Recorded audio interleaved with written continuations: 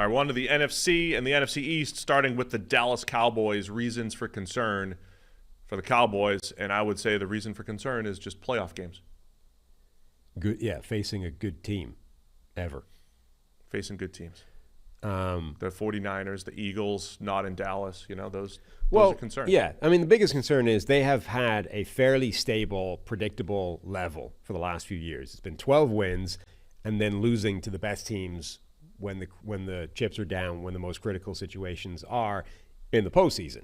And they're one of those teams this offseason where you look at them and you're like, did they get better?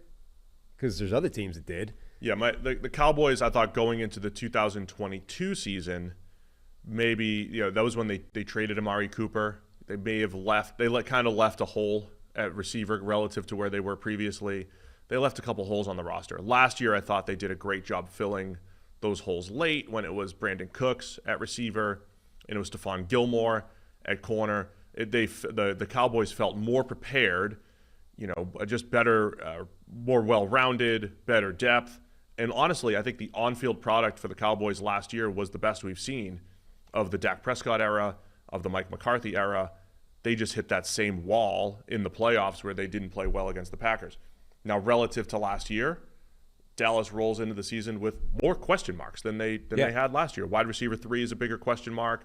Tyler Guyton moving from right tackle to left tackle as a project first rounder is a question mark. Center, if it's Cooper Beebe, making the move from guard to center as a rookie. So 2 rookies starting on the offensive line. They have more question marks on this roster than they had last year. Yeah, the offensive line might not be particularly good. Their running back room is now headed by Zeke Elliott years down the line after he was last playing, high-level productive football. I think overall you look at this team and you say they probably look worse on paper heading into this year than they did a year ago. And last year's version wasn't good enough to get it done. So I think ultimately that's the big concern for Dallas is that they didn't get better. They came out of last season like, does Jerry Jones fire everybody and reboot, right? And he's like, nope, we're going to stay the course. We're going to give it all one more go. Kept talking about being all in a way that sounded like he doesn't even know the meaning of that sentence. But you look at the outcome of that. We're in late May now. We're almost, towards the start of the season. And the outcome does not look obviously better than it was a year ago, which wasn't good enough. So the reason for concern for Dallas is ultimately they don't appear to have gotten any better from a position that wasn't good enough to get them where they wanted to go. Tony Pollard ran the ball pretty well down the stretch. They're replacing him with Zeke Elliott. Yeah, like Tony Pollard didn't necessarily become what they wanted him to be when he got given like that number 1 job. He'd outperformed Zeke for years, finally got given the kind of number 1 undisputed gig, and maybe wasn't the player that they expected, but he's still likely better than Zeke in the same position. So that got worse. Like there's just too many spots where they appear to be worse than they were last season. All right, let's go to the New York Giants. Reasons for concern for the Giants.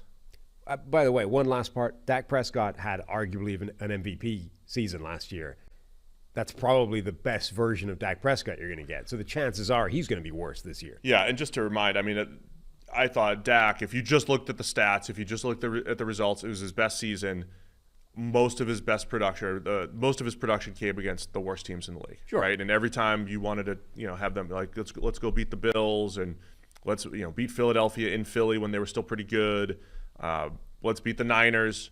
Dak struggled, and the offense struggled, and the whole team struggled. So it was a weird year, but overall, snap for snap, the best season of Dak Prescott's career. Right.